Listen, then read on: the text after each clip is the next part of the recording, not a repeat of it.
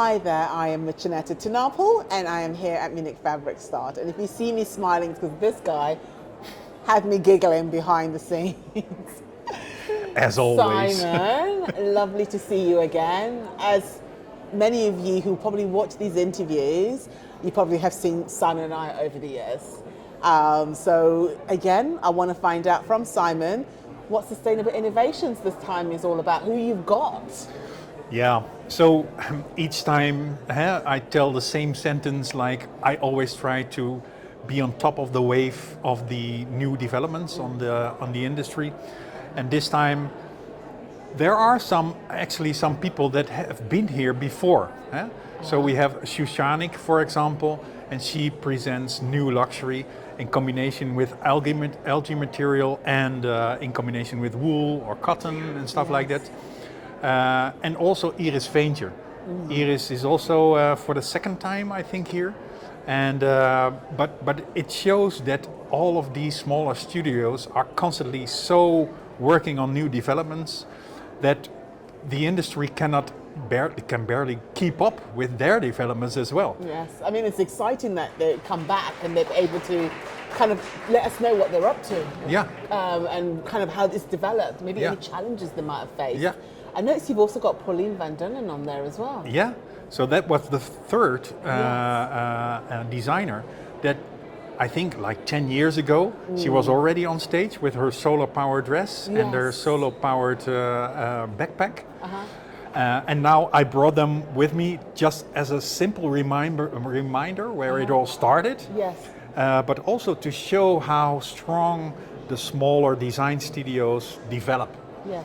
And how they can inspire and compete with the bigger industry as well. Ones, yes. For example, if we can, shall I? Go for it. I want to hear your examples.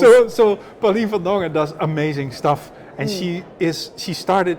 I got to know Pauline van Dungen as a fashion designer working with technology. Yes. So the first, like, couple of 10 years ago, 12 years ago, she started with the solar-powered dress. Now, if we make a human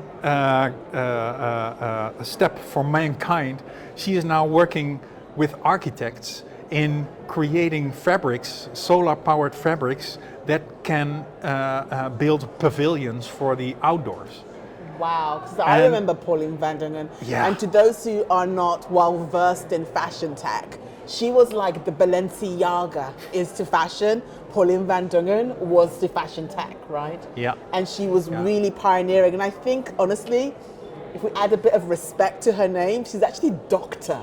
Pauline van Dungen. She is. She became a doctor, which was quite impressive, and I was so proud of her. So I was really happy to see that you've included her in your curation of sustainable innovations, and also telling her story of where she came from to where she is today. It's very important to show the audience that all of the developments are made by struggles. So we have to struggle, we have to fall flat on our face and stand up again, and then we can develop beautiful products that she brought up right now. And it's the same with Shoeshanic, it's the same with Iris. And this is what I really love, the struggle, the animalistic dynamics of being an entrepreneur, trying to get on top of the market, trying to develop yourself constantly. And that struggle actually adds the passion to your work, doesn't it? And when someone struggles, not to advocate struggling, but sometimes when you struggle with something, you appreciate it more. Yeah. Rather than if it's given to you, if it's easy access. If you have to struggle to get there, your appreciation of your work, your appreciation of where you are is a lot stronger. Yeah, and it's a very important learning point. So, and it also, what I like is that that's where the poetry and the romance stays. And you need those ingredients the most for the next developments. Do you know what I love, Simon? I feel like you're the Pied Piper of sustainable innovation. You get out your little instrument, play the song for the poetry, and get them to come. Because the people that you bring, oh my God, they're amazing. Yeah, and they are. And I think what offers a really good platform here always is that it shows that if we are getting to know each other, and we got connected, and we got inspired in collaboration. And this is what I see. So I see, for example, the work of Iris. She met Nikki Cole from Redis Cotton. And Iris and Nikki started talking and started to collaborate, and some new products came out. So the undergarden is a pretty good example. It's ladies' underwear made out of cotton, and it was a collaboration between Iris and Redis Cotton. And I like Nikki. She's a passionate woman, that one. It's a very passionate woman. She kind of knows where she's headed, what she needs, and she kind of goes after it. Yeah. Can't stop but respect that. Yeah. So that's quite a good collaboration that's happened there then. Actually, they are both very energetic. Are they? So, yeah. I like that though, but I do like a woman who knows what she wants. So it makes a lot of sense. Yeah. Have you got any other startups or companies that are you showcasing on the stand as well? Yeah. That you'd like to highlight? Yeah, so the work of Dasha, she works with mycelium, and obviously mycelium is not the latest development in textiles. Yes. So, but what I really like is that so I visit her studio a couple of times, and I always felt this magic into her studio, and I call it the mycelium universe. And what she tries to do is to create. She works with mycelium spores. And she adds those spores to different kind of fabrics. Okay. And then you can see the fabric growing. Oh. And then somehow, when she thinks it's ready, you have to fixate it by putting it into the sun, and then all the process stops, and then you have unique textiles. And what I really like is that she always wears them themselves, and you can feel that the really softness of these mushrooms onto your skin, which is like the oldest marriage that you can have.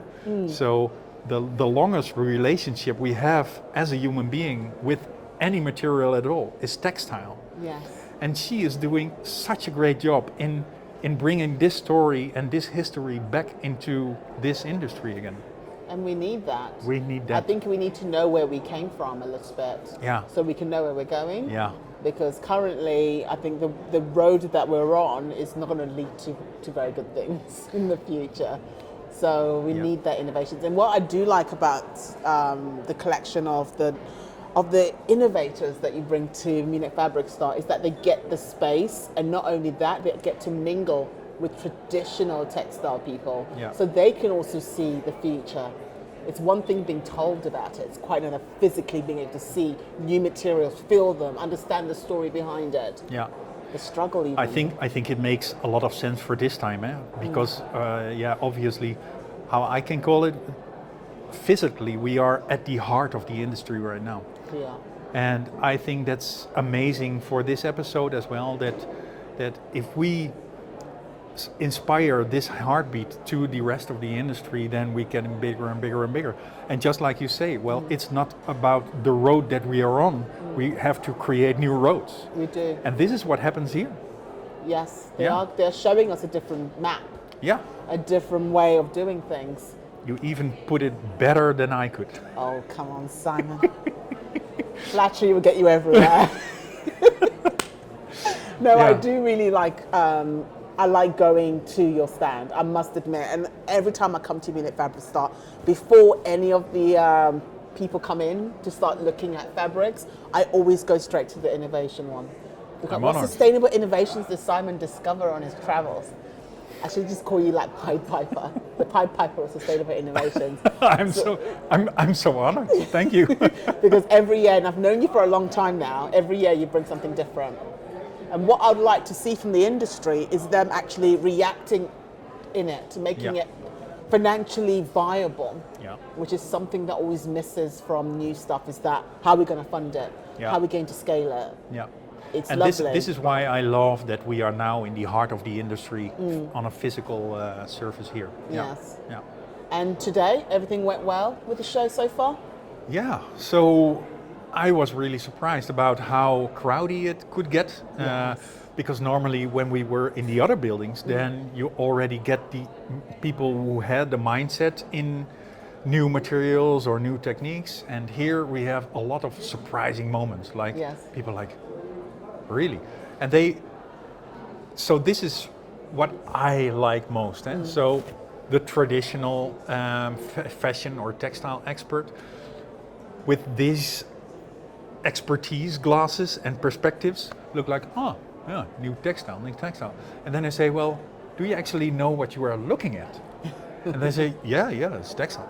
No, but these are made out of algae. These are made out of mushrooms. This is like a plant abstract fur or something. And they're like, really? And these surprising moments, these are the most most impressive, inspiring moments that we can have as well. You just like that kind of truth bombs. You like dropping those. Yeah. Mushrooms, what? Yeah. Algae, what? Yeah. Moments, huh? And learning from these perspectives, it makes a lot of sense for them. It does. Yeah. And I think you are right, because some people don't know they're looking for it until they see it. Yeah.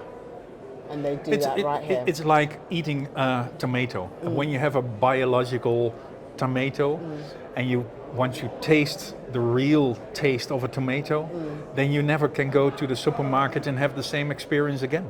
No. So once you know it, then you know how to look at it. You can't unsee it. You can't. We don't want them to unsee what they see as That's sustainable innovations, right, Simon? That's it. Always a pleasure. Thank you. Thank you for finding the time. Thank you. I'll see you soon, Mr. Pied Piper. Thank you.